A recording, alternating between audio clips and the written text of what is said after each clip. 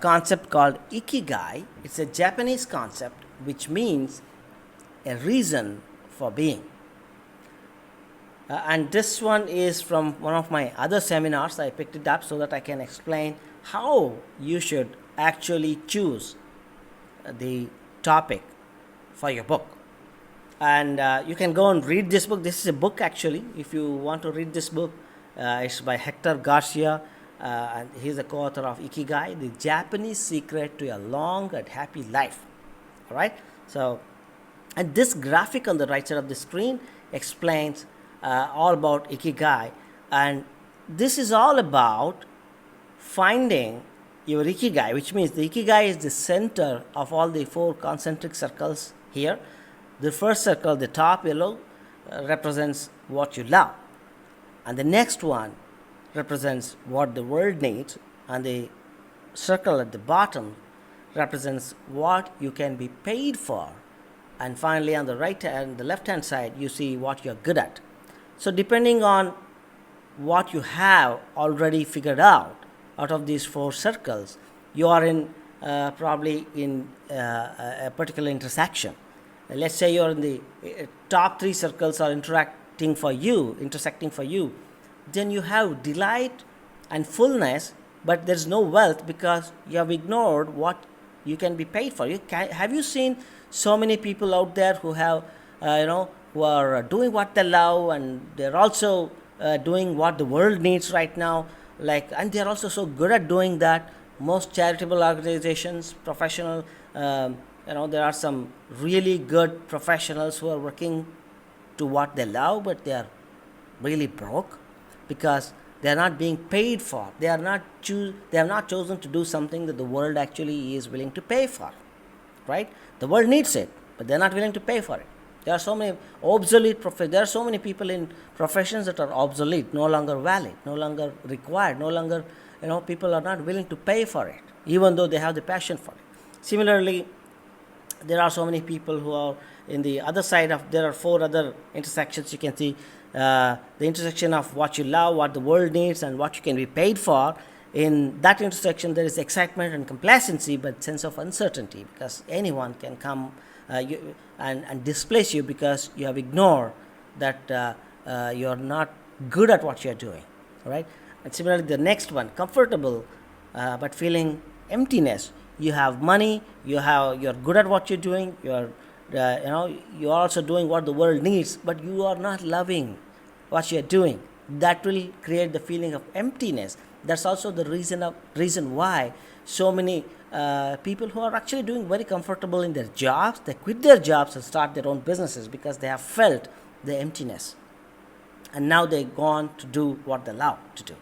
And finally, the other, at the top left-hand corner, you see satisfaction, but feeling of uselessness. Why? Because they are doing something what they love, they are good at, they are being paid for, but that's not what the world needs right now, right? So finally, at the center of all these 4 circles is what is known as the Ikigai, which means to figure out Ikigai, what you need to do is very simple. You make 4 lists. The first list is all things that you love. What do I love doing? And the next list is what am I good at? And the third list is what can I be paid for now, or something that could transform into my future hustle. Like maybe it doesn't pay for right now, but maybe in future it will become a profitable profession for you. And number 4, what does the world need right now, or maybe in the near future? So once you make these 4 lists, the one item that is common, the common thread among these 4 lists is going to be your Ikigai.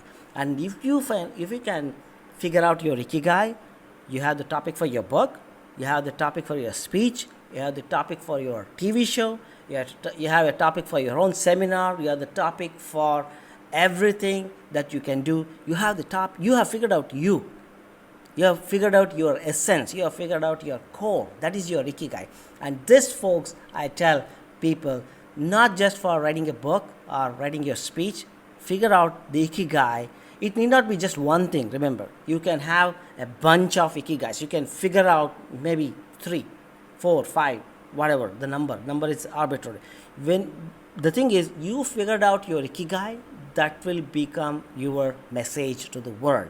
And when you have your message to the world, or messages to the world, each one of those messages can become its own entity, can become a book, a speech, a movie, a TV show, a program, a software, a literature, a painting, whatever it is. You can create a lot of different things from one point in the ikigai, right? So this is so important, folks. This is one of my key ingredients from one of my earlier seminars, where I show people how to position.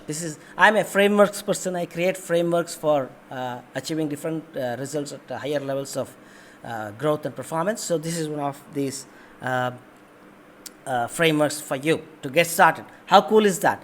We are already having a very great start. So I should say, you should feel so grateful that we are already starting at a very high level. It's not about, so there are so many other coaches out there. Some people also trying to teach how to write books. They all start with creative writing, which has nothing to do with your messaging. They all start with structuring your book, which has nothing to do with your messaging. The core or the personality of your book has to come from your ikigai.